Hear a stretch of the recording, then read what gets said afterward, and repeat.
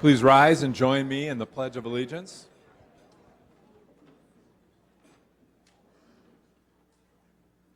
I pledge allegiance to the flag of the United States of America and to the republic for which it stands, one nation, under God, indivisible, with liberty and justice for all. Now, Tracy Johnson, President and CEO of the Commercial Association of Realtors, will give our invocation. Tracy?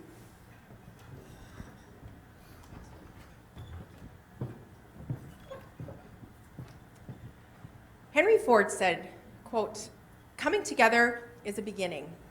Keeping together is progress. Working together is success." As Rotarians, we gather each week. That's the beginning.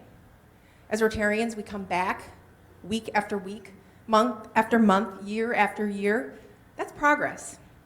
And as Rotarians, we raise funds. We discuss issues politely. We create parks. We give scholarships. And we literally change the face of our community. That's success.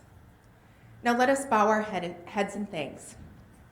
In thanks for today and for tomorrow, and for the opportunity to evolve in our thinking about life, love, business, and politics, to appreciate each other for our similarities and especially for our differences, and to cherish our ability to find common ground to move forward, to create even greater success. Thank you. Thank you, Tracy. Now a bit of club business. Please remember to sign up at the registration table to attend our home-hosted dinners on April 15th, exactly 1 month from today. There's no cost for you or your guests to attend. You can find more information on your table there. Do you ever wonder what happens to your luggage when you're at the airport and you leave it there, goes through TSA? Well, join us for the upcoming Thai Rotarian event on April 13th from 7:30 a.m. to 9 a.m. and find out what happens to your luggage on a behind-the-scenes tour of Mitchell Airport. You'll find information about that on your table, and you can sign up at the registration table on your way out. Today, you'll be hearing an interview between Russ Feingold, candidate for U.S. Senate, and Steve Walters. Senator Ron Johnson has also been invited to Rotary, and you should know that we're currently working on a date to bring him in too. Steve Walters has been a senior producer for Wisconsin Eye since 2009, and you've all heard him here before. He's done such a great job doing interviews. Before that, he was the Madison Bureau Chief for the Milwaukee Journal-Sentinel and the Milwaukee Sentinel. He was named Journalist of the Year by the Milwaukee Press Club in 2012. He is a part-time journalism instructor at UW-Madison for 22 years. Please welcome Steve Walters.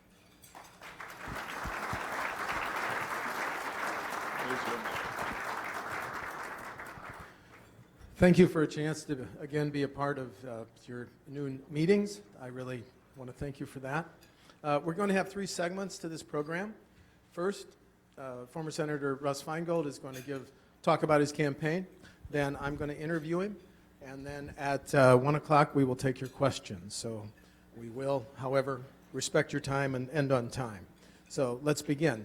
A Janesville native, Russ Feingold graduated from Craig High School, UW-Madison, Oxford University, and Harvard Law School. The Democrat was elected to the state Senate in 1982 and served in the state Senate until his 1992 election to the U.S. Senate, where he served 3 terms, winning re-election in 1998 and 2004. He lost his 2010 re-election bid, but since then he's taught at Marquette, Lawrence, and Stanford universities and served as a special U.S. State Department emissary to Africa, including the Republic of the Congo. He is challenging Republican Senator Ron Johnson in the November 8 election. Join me in welcoming our guest, Russ Feingold.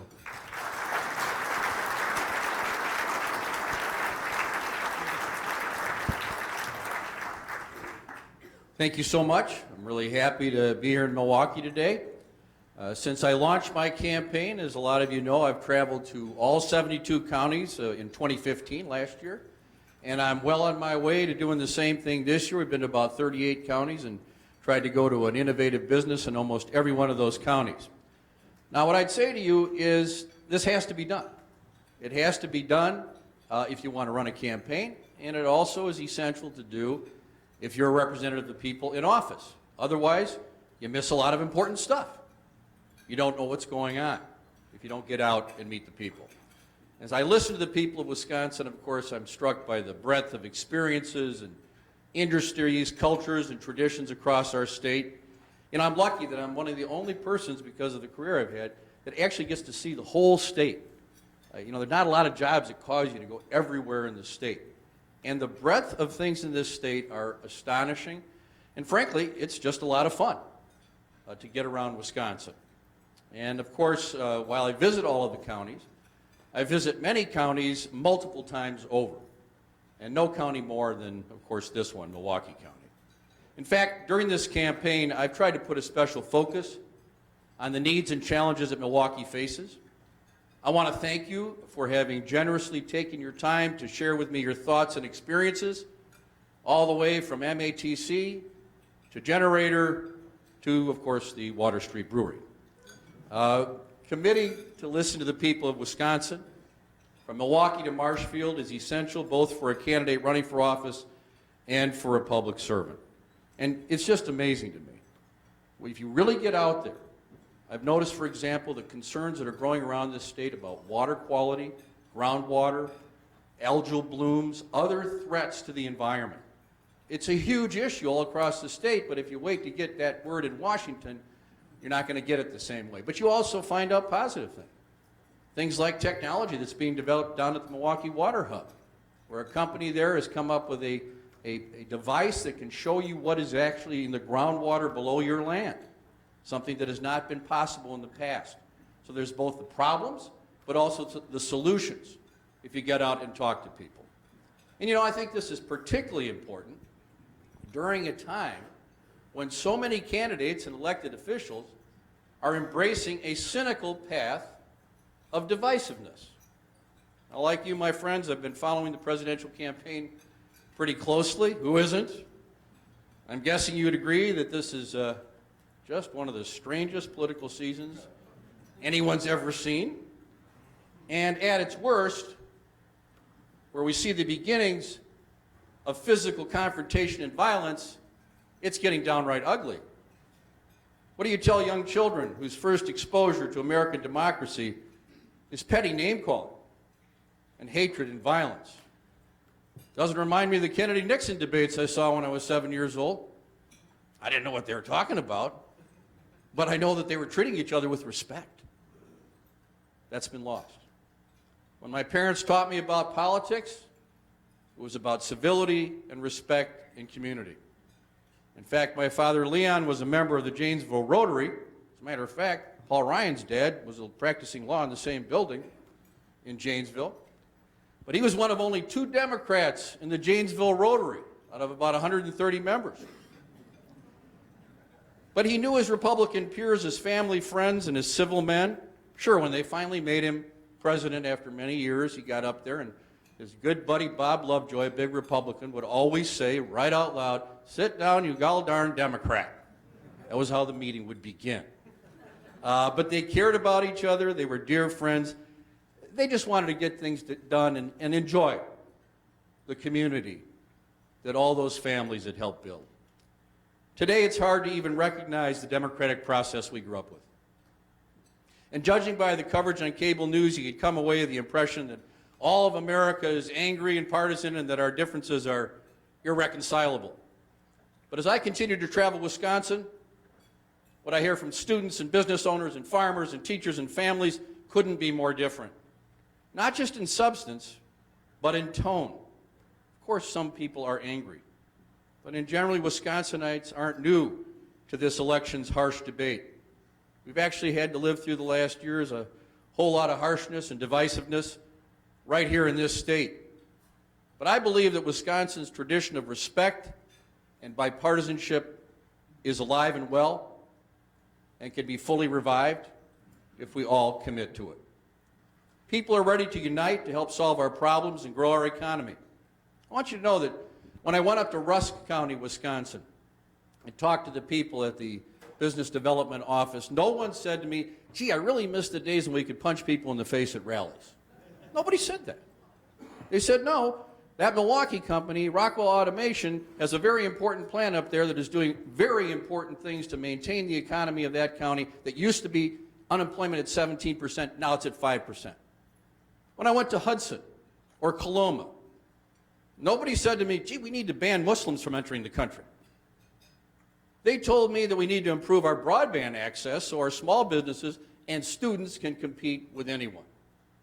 When I visited Crandon, Wisconsin, way up in Forest County, to tour a great business there that builds these trolleys that we see all over America, I didn't hear anybody say we needed a wall either between here and Mexico or Canada.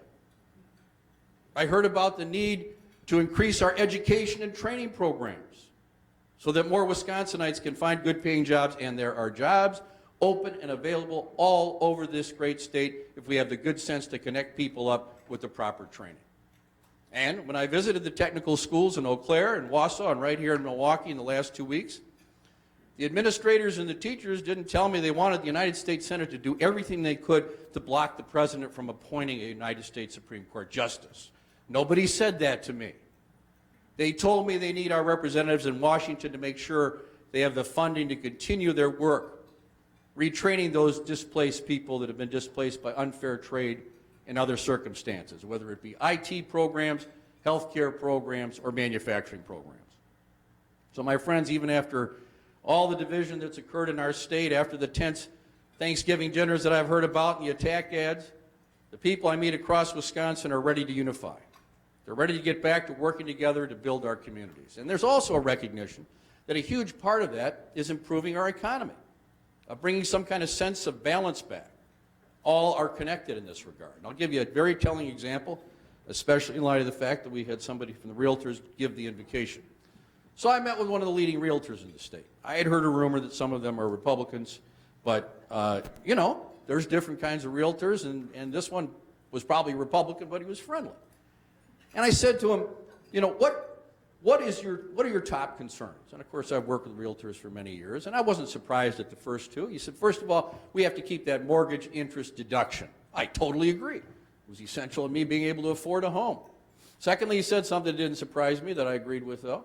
Let's keep those state and local property taxes deductible. Very important when you live in Wisconsin. That's important for affording a home.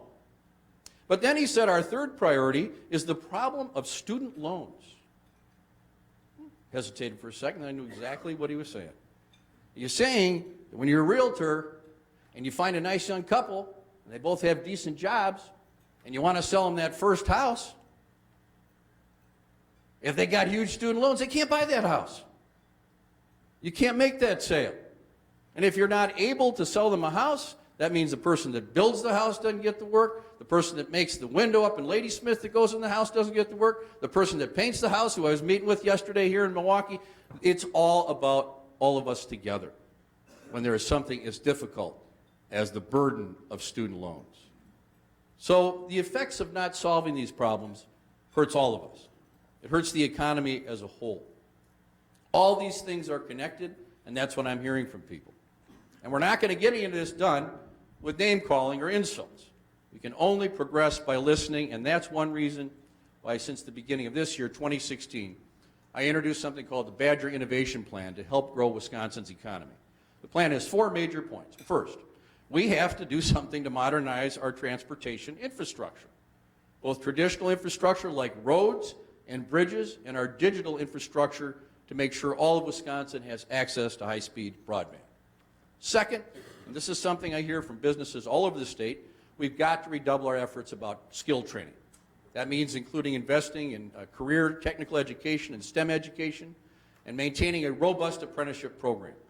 And that's because employers are looking to hire, and they depend on these programs to deliver the trained workforce they need. At all the different campuses I went to last week where they're doing the training, they told me they can't keep up with the requests and demands of the employers.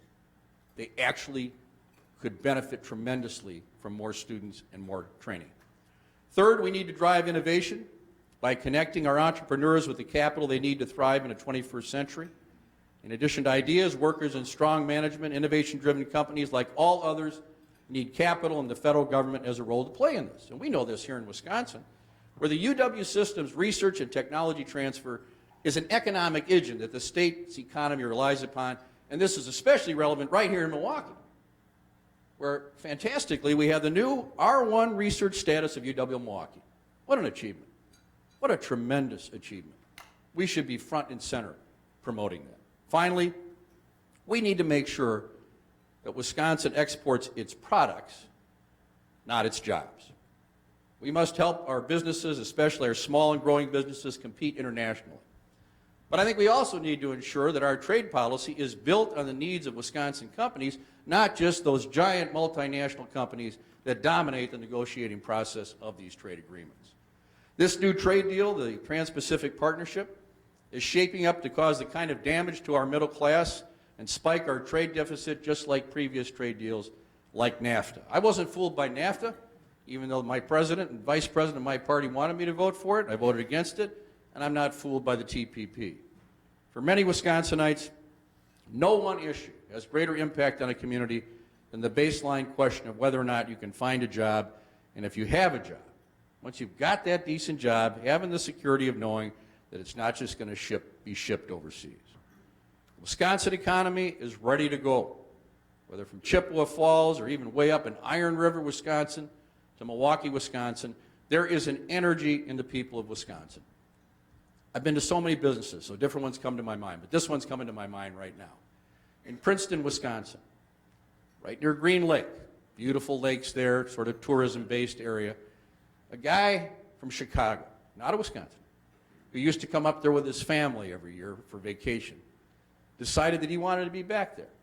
So what he's done on the main drag there is he's opened up a stereo place, a place where he's manufacturing beautiful speakers on the main drag, Princeton Audio. They're beautiful, made out of local wood, $300. I feel like I've become a salesman for this company. But you know, he chose Wisconsin because of the quality of life. But now, because of the internet, because of other things, that kind of thing can happen and is happening all over the state of Wisconsin in places it never would have been able to happen before. That's the reality out there that we need to listen to and make sure we follow through on. So people in this state are not interested in insults, they're interested in results, and I'm running for the Senate to help bring about those results. Thanks for having me.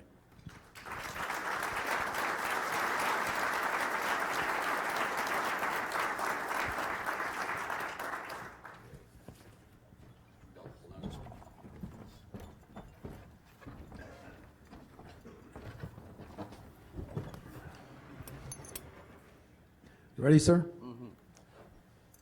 Your campaign website reminds us that you were the only senator to vote against the Patriot Act. So let's start with national security. In the cell phone encryption issue, who's right, Apple or the U.S. Department of Justice, sir? Well, anyone who thinks they completely understand this and know all the details, that would be kind of hard to imagine. Having said that, I have instincts about this sort of thing based on my work in the Senate, not only on the Judiciary Committee where these were brought up, but on my 5 years on the Intelligence Committee, where I was read in very closely on the NSA program and others before some of the revelations that occurred. So I have a bit of a sense of how I think this can work, and my belief is that it would be a mistake to push Apple and other companies to create a complete backdoor that could be utilized by just about anyone. And, you know, I'm not the only one that has said this. General Hayden, who I disagreed with on everything in that intelligence room. I remember, I've written about this, I remember his description of the torture program where he downplayed what it really was, and I was irritated with him, voted against him. He's the only guy that was the head of both the NSA and the CIA. What did he say about this? This would be a huge mistake for national security to do that. Now, obviously, I want us to be able to get these terrorists. I want us to know how these San Bernardino people did what they did. I want us to be able to get the information in that phone. And I understand there were errors made by the government in terms of the passwords and so on. But to expand it to the point where it opens up everything, my instincts tell me it's not a good idea. Thank you. Let's stay on the issue of terrorism. Russ, what is the best way to fight ISIS? And if it involves American soldiers on the ground, how many soldiers, sir? First thing to do is to figure out a way we can stop trying to only look at problems in one narrow way. How did ISIS become the only threat? How come people don't talk about Al-Qaeda anymore? Al-Qaeda is a threat in many places in the world, including some of the attacks in recent days. So you have incumbent senators, including the current incumbent senator that I'm running against, always talking about ISIS, but what about the problems with these other groups? We have to look at this in a more systematic way.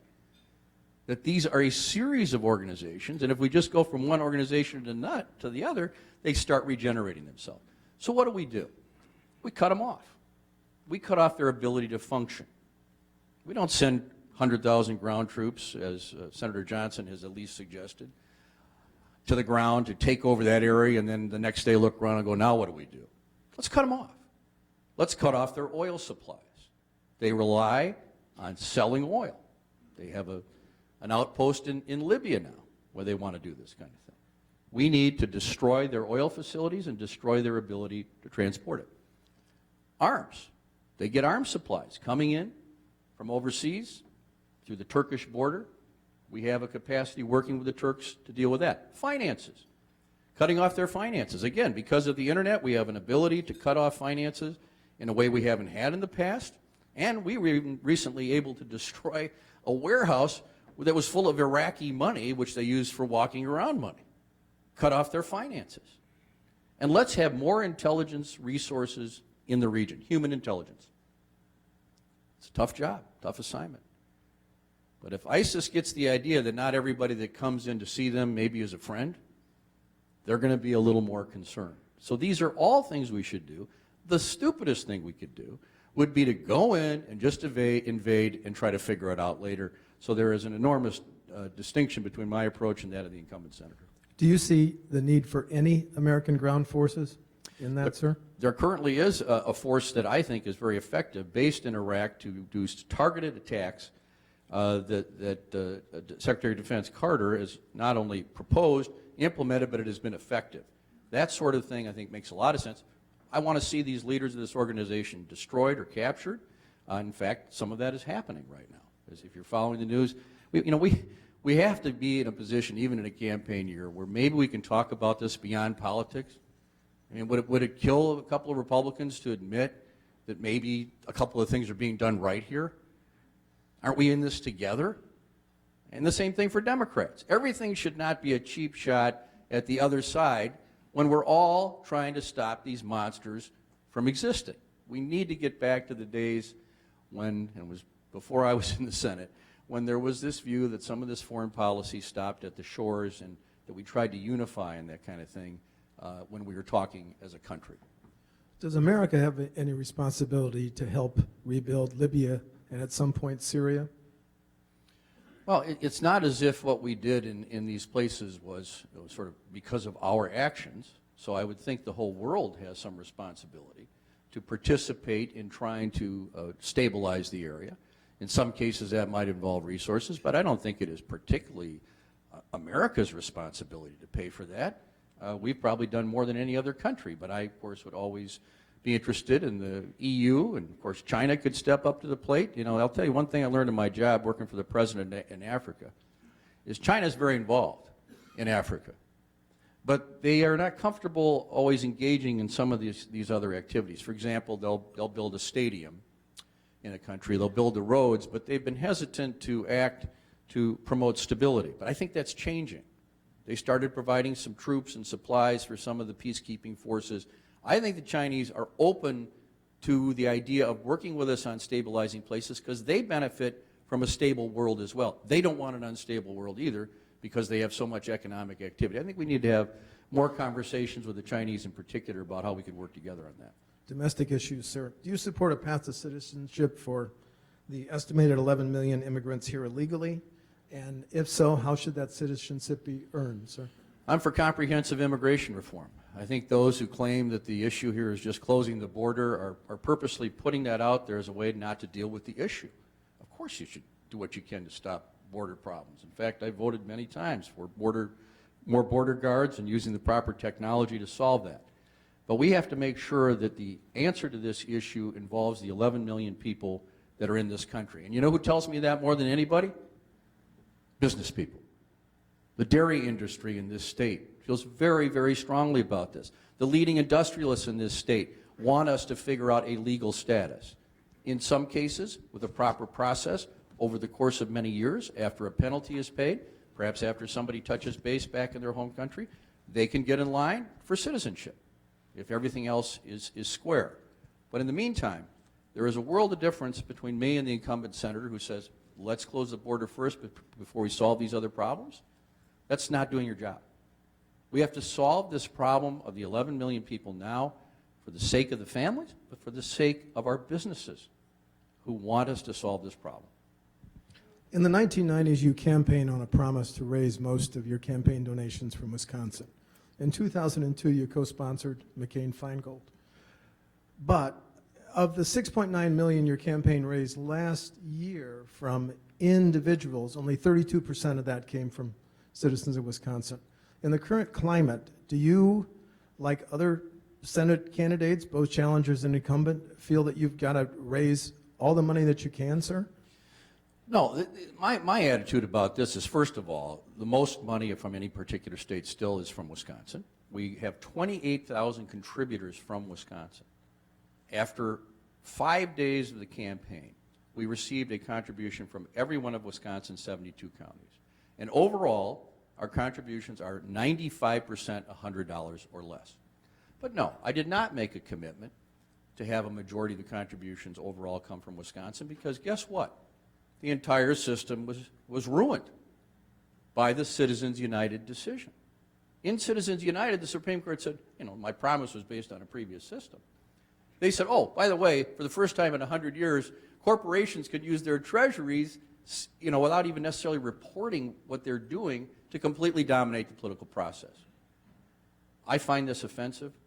I believe that we should have grassroots campaigns. So my campaign is heavily based on Wisconsin contributors, but also other people around the country are very concerned about what has happened with this system. Now, I purposely tried to deal with some of this outside money issue when the campaign started, because I thought it would be good if we could keep a lot of these secret contributions and super PACs out of the state. So I offered Senator Johnson a pledge that was done in the Warren-Brown race in Massachusetts, and it worked, called the Badger Pledge. It said, look, if people come in to spend these super PAC dollars, if it's done for me, I have to give money to a charity of my opponent's choice in order to compensate for that. He ignored it. He's never responded to it on the merits. And in fact, it's ironic that this issue even comes up, because Senator Johnson completely embraces this system. He has 2 super PACs. I don't have one. He thinks Citizens United was a good decision. He raises substantial funds around the country, but he likes this system. I think it's a terrible system, and in fact, there no longer is a majority in the United States Supreme Court for the Citizens United decision, and I predict it will be overturned in the coming years. Which is a follow-up question, Senator. If you are elected in November, you would be voting on the next Supreme Court nominee. Would you have an expectation that that nominee would vote to overturn Citizens United? First of all, I assume that the current vacancy will be filled in this year if we're following the Constitution. So you're surmising another opening. I'm just going along with the pledges of GOP leaders in Congress, sir. It's a fair question. No, I would never expect anybody who wants to be a Supreme Court justice to say how they're going to rule in a case. I think it's wrong. I'll tell you this, though. Citizens United was one of the worst legal decisions in the history of this country. There was no record. It was based on false assumptions. It was based on the notion that these are really independent expenditures, that there's no link between the candidates and that there would be disclosure. Justice Kennedy, the only one who didn't say there should be disclosure was Clarence Thomas. Justice Kennedy said, we assume that there will be a congressional law requiring the disclosure of this. Well, of course, that was the opposite of what was done. So this decision will be overturned by any good judge, and I think that's what we'll get. Let's stay on the Supreme Court a little bit. What's at stake here? Because you've heard the rhetoric saying the future of the Second Amendment is at stake, the future of the Affordable Care Act is at stake, and the future. some of those very important issues. Are they indeed at stake with the next nominee in justice, sir? I'll tell you what's at stake is our Constitution. You have a group of people in the United States Senate, including the incumbent senator, who feel they don't need to follow the Constitution. The Constitution is absolutely explicit. The president shall nominate. He has to. The Senate is required to advise and consent. You can't say, we're not going to meet the guy. We're not going to hold hearings. I mean, even former Governor Tommy Thompson said this weekend in his candid way, of course there should be hearings. There's no reason why people can't vote against somebody. But the idea that you're not going to follow the Constitution on something as important as the founders' wisdom about how this system should work is terrible. You know, the founders had different amendments. They talked about maybe having the Senate picking justices, but they made their choice. And that is our foundational document. And there is no excuse for this. Now, look, you're looking at the only Senate candidate, and this does not get applause at Democratic Party meetings, the only Senate candidate who voted for a Republican-appointed Supreme Court justice. I voted for Chief Justice Roberts. He wouldn't have been my first choice. I've been mad at him a bunch of times. But you know what? When it came to the Affordable Care Act, he did, in my view, the right thing. And I voted against Alito, but I didn't refuse to meet with him. I met with him for an hour. I interviewed him. I was on the Judiciary Committee, and I announced that I would be voting against him because I didn't think he was open-minded enough to be on the court. But I never, ever, ever questioned that George Bush had the right to fill those seats. So what's happening here can only lead to a terrible future of both parties doing this if we don't stop it right now, this year, by confirming some appointment that President Obama would make. If President Obama sought your counsel on who to nominate, what names would you give him? I think I'd tell him to appoint himself or Joe Biden. That's all you get. Moving on. Going Okay. That was probably bad enough. Should the United States go beyond the Affordable Care Act and take steps towards a universal single-payer system, Russ? We got plenty to do with implementing the Affordable Care Act. I mean, that was a very difficult decision to vote for the bill because of the misinformation that was out there and because it's very complex. And I'm glad that the issue has been resolved to the point where I think we all know it's here to stay. And now we can have honest conversations about the improvements that need to be made. There's things like the family glitch, where they only analyze a person's eligibility based on their own single status rather than their family status. There are important health care companies all over this city that have a lot of good ideas of things we can improve in it. And I am completely open to that because the people of this country made the decision twice to support a president who made that his signature piece. Having said that, my opponent, Senator Johnson, continues to spend a lot of his time and resources on trying to fight it. He sued in federal court in Green Bay against the law, and it was thrown out as frivolous, basically. He then took it to the Court of Appeals in Chicago. It took up their time. They threw it out. Republican appointees. We need to move on, and we need to figure out what can be done to make this work better and to make it as affordable as possible. It needs to live up to its name, and that means more improvements to make sure it is affordable. In a February 24 speech to WMC that I covered by Senator Johnson, he cited the Congressional Budget Office. He said the current $19 trillion deficit is on track to, within 30 years, he's citing CBO, grow to $103 trillion. Do any of your proposals have a plan to attack that deficit, sir? My own? Yes. Yeah, the way that I first ran for the Senate was to propose a specific plan when I ran to reduce the federal deficit. It was an 82-point plan. And I remember that I was probably going to beat Jim Moody when he announced that he had a 92-point plan. What I believe is that it's one thing to just tell people what's out on the horizon. It's another thing to actually say what you're willing to cut. I have not seen that sort of proposal from the incumbent senator. And it's a lot of hard work, very specific work. There are a number of things that I believe we could deal with, such as carried interest. $17 billion that, of course, not only Donald Trump, but others agree doesn't make sense for these folks that are just getting regular income on their Wall Street work. There's other things that can be done, such as this problem that's come up that Johnson Controls is an example of. So, companies are encouraged to take their operation, at least legally, to Ireland or Cayman Islands. Well, there can be a positive solution to this. We can repatriate that money. One of the ways I've thought about doing it is, okay, let's say they can't do it anymore. There's a bill that Dick Durbin has that would make it very difficult. I don't believe we should get rid of the corporate income tax, but maybe as part of a grand deal, we reduce that corporate tax a little bit. We use some of it to reduce the deficit, and we take a chunk of it to invest in that infrastructure that this country needs. Why can't we have people come together and do common sense proposals such as that? So those are a couple of things that I certainly support that would help us reduce the deficit and also move the country forward. A follow-up on that subject, sir. I went to the Treasury Department website to get ready for this, and in 1993, when you entered the U.S. Senate, the national debt was $4 trillion. When you left, it was 15 to 16 trillion. What happened over that period? Now, you alone were not responsible. Clearly, I was primarily responsible. No, I'll tell you what happened. I came to the United States Senate, and by the time I left, colleagues on both sides of the aisle called me the deficit hawk because I had the toughest voting record across party lines of voting against unnecessary spending. We did reduce the deficit. We even eliminated the deficit on a bipartisan basis in the early 90s with Bill Clinton and also Newt Gingrich. People that were not exactly my allies, like former Congressman Mark Newman, we were all working together to reduce that. And I voted against the policy, Steve, that led to this huge increase. I voted against the unfunded Iraq War. I voted against the unfunded Medicare Part D.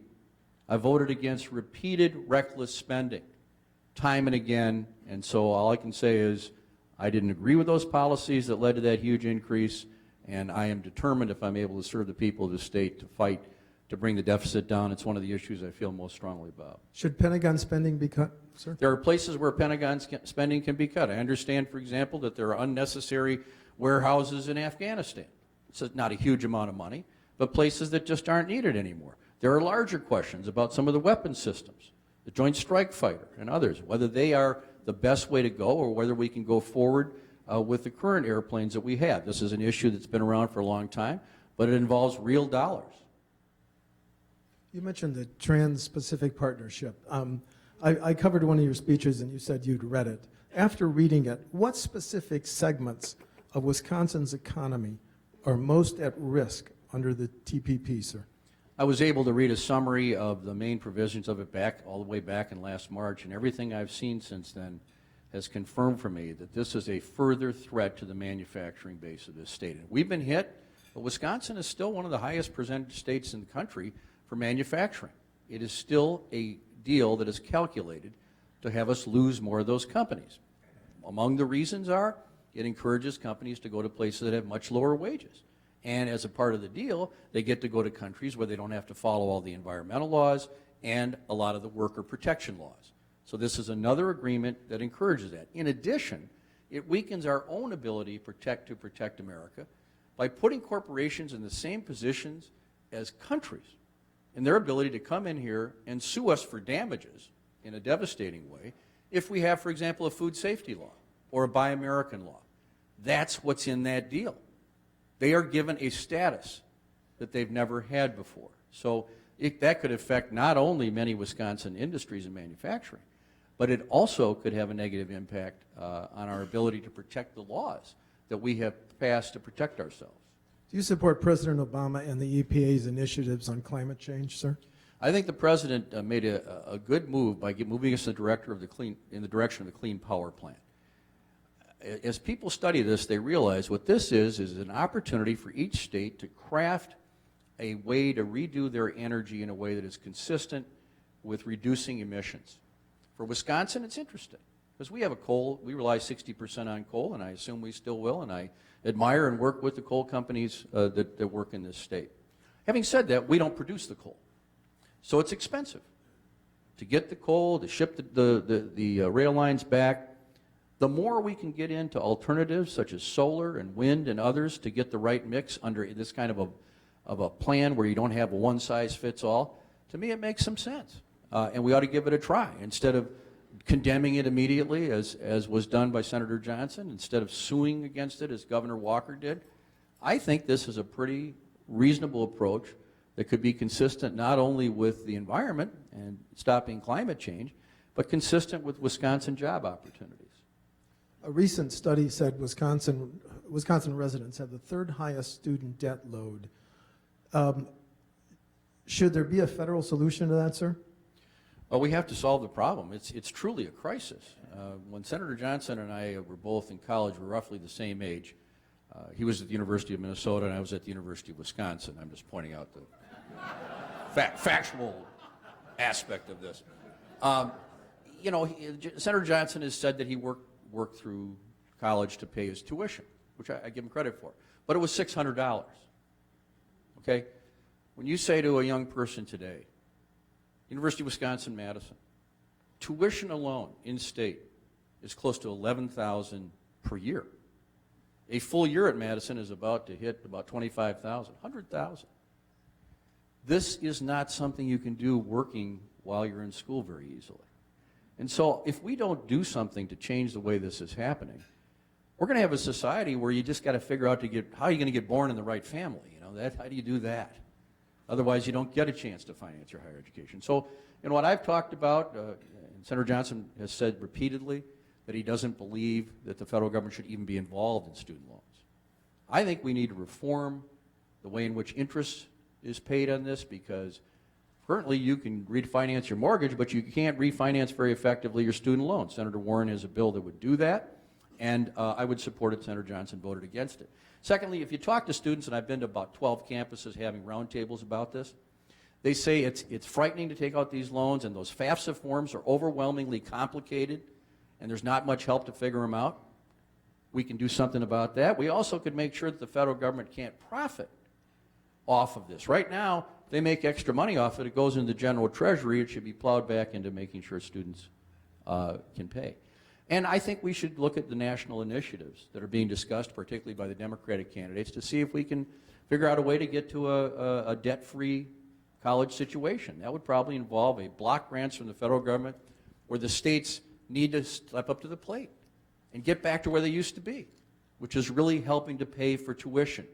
They have really dropped the ball. We need to incentivize changing that. And just to conclude, because it's probably the number one issue I hear, the overall number one thing I hear is the challenge of middle class and working families paying their bills. And in that context, this is number one.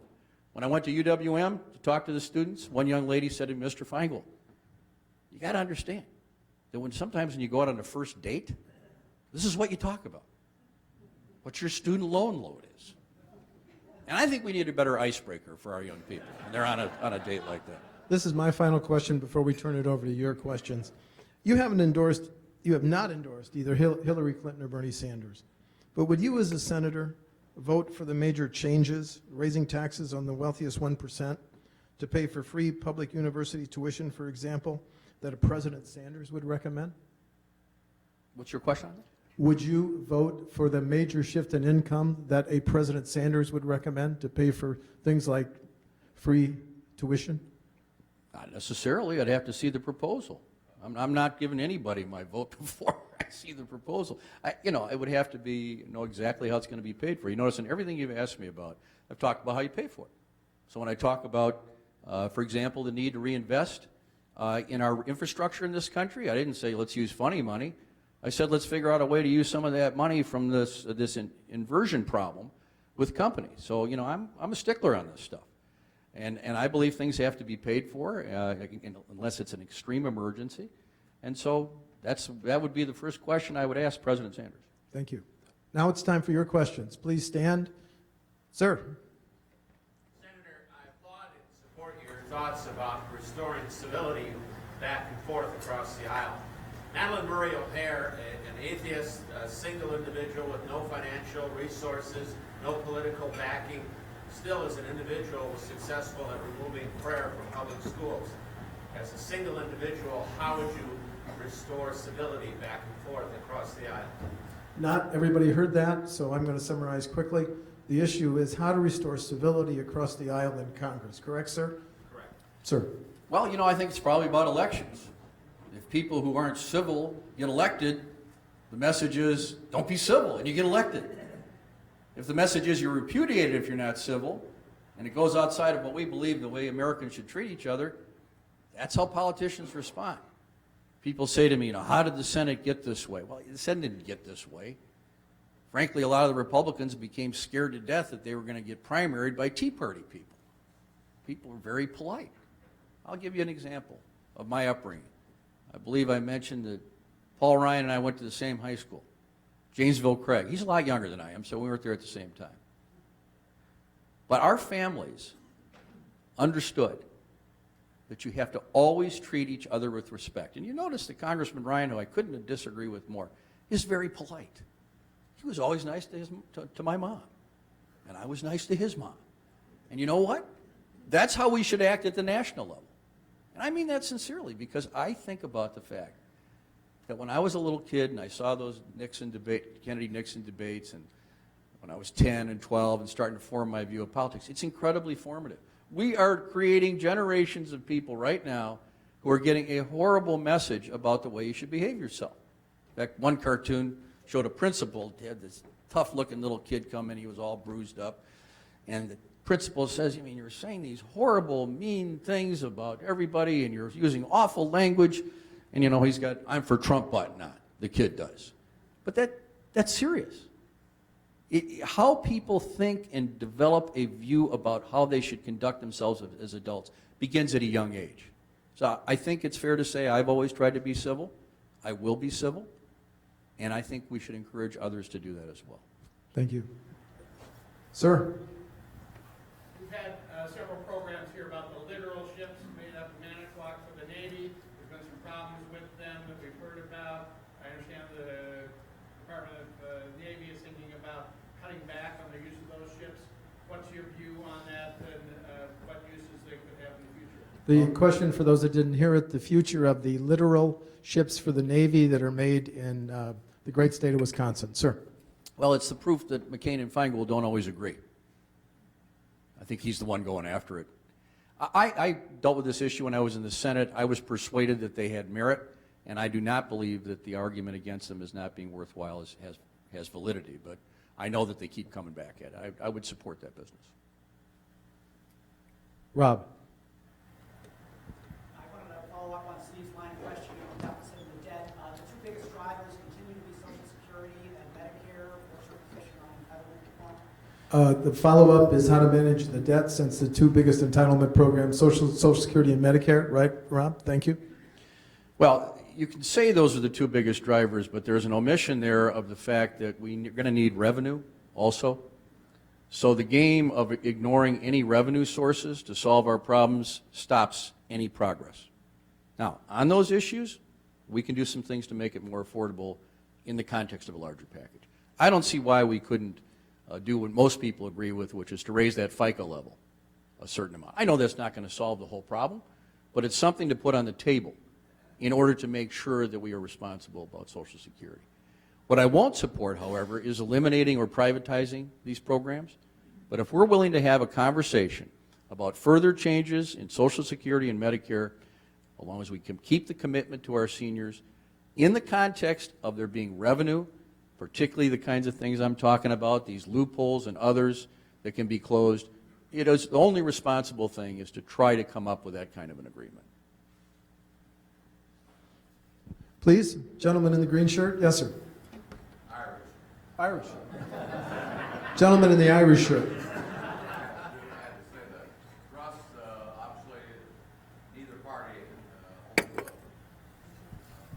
a corner on this market. Every president we've had, talk about Kennedy, then Nixon, then Carter, Clinton, who you work with, George W. Bush, George Bush, all have made some mistakes. And I think we could probably articulate what those mistakes are. What are the two or three things that the incumbent President Obama has made a mistake that you feel strongly about? He just missed the boat. The question is, Mr. Feingold, the two biggest mistakes are that made by President Obama. Well, he probably shouldn't have called ISIS a JV team. I think he would be the first to agree that that was you know, a tendency that I saw in this administration and even on the side of senators to not take seriously some of these terrorist threats, to minimize them. In fact, I had a chance to write a book after 2010 about what I wanted. And I wrote a book called While America Sleeps. And my book was about the fact that I think people were too quick to write off these terrorist threats. You see it here when you see the incumbent senator talking about ISIS, but he's not talking about Al-Qaeda. In that book, in 2011, I started telling people about Boko Haram in Nigeria. Nobody knew what it was, but I knew because I'd been on the Intelligence Committee and I'd worked on Africa. And I said, look, I think these guys are dangerous. I think they might connect up with other people. The knee-jerk reaction of the Defense Department, the intelligence community, and the administration was to say, oh, no, they're just local people that are mad. No. There is an enormous attraction of this ideology. And I fear that both parties, including the president at times, have not looked at the global scope of this threat. So that is, and I believe that now the president is working very hard to address these issues, but we need to stop thinking country by country, group by group. It is all interrelated, and we have to become much more sophisticated in that regard. Yes, sir. Yes, sir. A month from today, taxes are due. What about policies on our income taxes? What kinds of things might you do to either simplify them or make them more fair? Well, coming up on the April 15 tax filing deadline, what changes would you recommend? It's one of the great unfinished agenda items over the last 30 years. You know, when the contract with America came, and if you read the contract, they said they were going to do tax reform. And I was kind of, eager to see what it was going to be. They never did it. They just keep making more and more loopholes.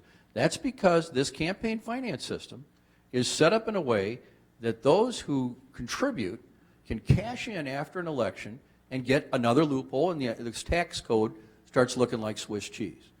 I'm a believer in the progressive income tax, but I'm willing to look at other alternatives. I would love to look at a way that would simplify this. We also, I think, can do changes in terms of the way in which people have to prepare their tax returns. There's some interesting ideas out there about the government having to take a greater responsibility to provide you with some of that data about your taxes so you don't have to collect all the stuff yourself.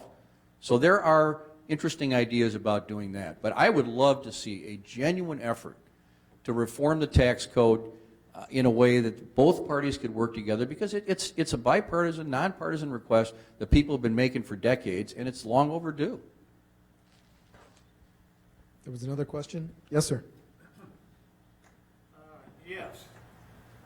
As a matter of expenditure of gross national product, the United States probably spends a larger percentage of their gross national product on defense than any other country in the world. We probably spend a larger percentage of our gross national product on medical care than any other country in the world. We probably spend a larger percentage of our gross national product on education than any country in the world. Do you see any connection with those figures with the rather subpar performance of the United States in economic development and growth? Yeah, I think we have to spend, oh, sorry. That's okay. Sir, if I can paraphrase your question, because of our spending patterns on defense, healthcare, and public schools. Yeah. Well, you throw in public aid too. Yes, sir. So help me finish your question then. Oh, well, the question was, do you see any connection between the expenditure of all of that, the gross national product of our country, to the rather subpar increase in the production of the United States? I'll tell you, any time you have large expenditures that don't produce the results in terms of being competitive with other countries, there's a good chance there's a fair amount of waste that should be eliminated, and there's a fair amount of inefficiency. That's why I believe in being very specific about things, whether it's in the healthcare area, as I've already been, on the defense budget, and even education budgets, about things that work and don't work. Good example is I voted against the No Child Left Behind bill, because I thought it was a big top-down thing about requiring tests in every school in the country, and then teachers had to teach to the test. I don't like that kind of top-down Washington thing when it isn't necessary. And so I think you could find in each of those areas places where we could be more efficient, in some places cut spending. And yes, I would say to the extent you have wasteful spending in government, it can have a negative impact on our positive development in the economy. All the questions have come from men. There's some very talented women in the room. It's your turn. Okay. Next question, please. We have a few more minutes. Thank you. You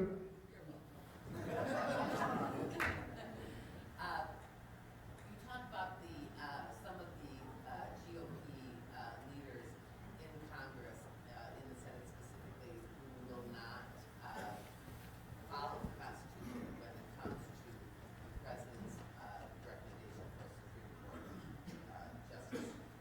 How are you going to counteract that? I mean, how can you, obviously, if they're elected to the Senate, they understand that they are people who are supposed to follow the letter of the Constitution or the intent.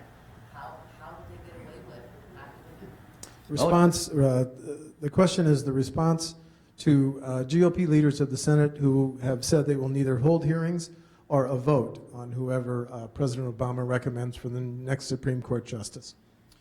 Well, sadly, I think they do understand what their obligations are, but they are so concerned about the very extreme elements in their political party that they're willing to not follow the Constitution out of political fear.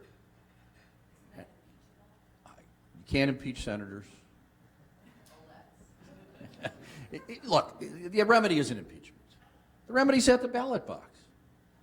If they're willing to snub their nose at this president, to treat him with no respect, after he was elected twice, to not fill that seat in a way that's never been done in the history of this country, I think you're going to find the people of this country will rise up on November 8th, and they're going to elect a president who's not going to put up with that, and they're going to elect the United States Senate that's not going to put up with it. But my hope is it doesn't end up like that.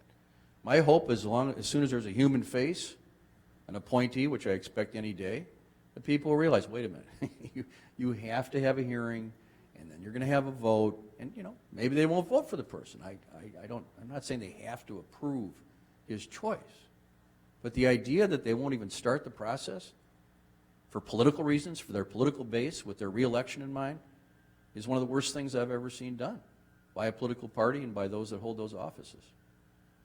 Final question. Do you have a follow-up? Follow-up. No, not follow. Okay. New subject. And we did broach it, so I'm sorry, but I have to go there. And I know it's not an easy answer, but is there one or two sentences that you can say to address the apathy of the millennial generation in voting? 17% voted in the last presidential election. 13% of the millennials in the state of Wisconsin voted for governor. Simple question, really hard to answer. Actually, it's not a... Thoughts on how to address the apathy of the millennials. Sir. The millennials are not apathetic.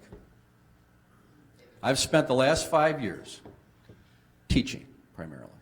Teaching at Marquette University Law School, teaching at Lawrence, teaching at Stanford, and I spent loads and loads of time, office hours, meetings.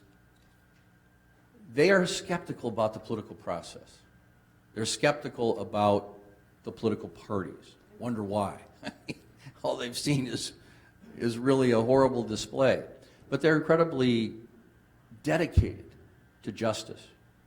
Domestic justice, justice internationally.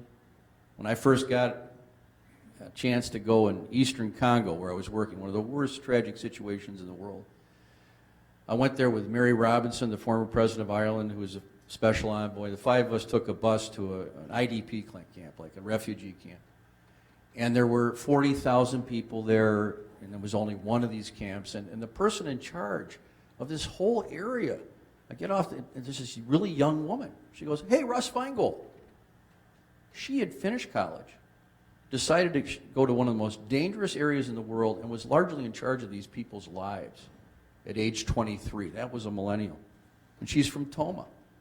And the place where we went was Goma. So I like to say she went from Toma to Goma because she cares about humanity.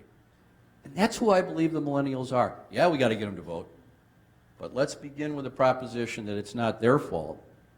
It's everybody else's fault, older people's fault, that they feel turned off by the political process. My guess is the Republican debates aren't helping this. But look, I think they're ready to be engaged if they see that it has something to do with their generation's future. And I think it's going to be one of those great generations. Final quick question for me. I know 5 states vote today, but if the nominees are Donald Trump and Hillary Clinton, can you preview the presidential campaign just a little bit? It's like previewing, the next Netflix show. Now, look, yeah, I think I can. I think what's going to happen there is that Mr. Trump will finally have to face somebody who really knows the issues, who knows how to handle herself if she's a nominee. And I don't think he's going to be able to intimidate her. She's pretty tough to intimidate. He's good at it, but she may even be better at withstanding it. And she's going to force him she's going to reveal the fact that he doesn't really know what he's talking about in basically any issue. We know that. He doesn't know when he says, I'm going to be the best guy for the military ever. You won't believe how great the military is going to be. Hillary Clinton knows her stuff.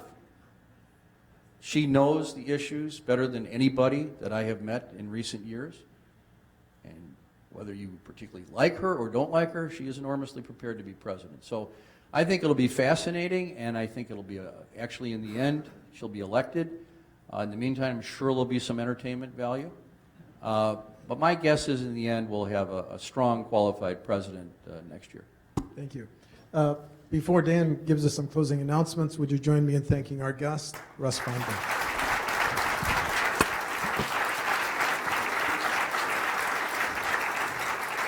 Okay, well, thank you, Senator Feingold. We certainly appreciate your comments, and we appreciate your thoughts on civility. I think we all would appreciate a little more civility. As you know, Rotary has been an international leader in the effort to eradicate polio, and that over the last 30 years, 2.5 billion kids around the world have been immunized as a result of our efforts, and we're almost there. So in your name, we'll be making a donation to the Rotary Foundation so that 50 additional children do get an immunization so that we're closer to our goal of eliminating polio. Thank you. I worked with the Rotary on this for many years, and I'm very honored by that. You're very welcome. Let me see. Can't do this one-handed up here. So following our adjournment, Environment and Ecology meets in room 413. Next week, March 22nd, join us for a joint program with the Press Club to hear County Executive Chris Abley. Senator Chris Larson, also a candidate for County Executive, will join us on March 29th. And with that, we're adjourned. Thank you all.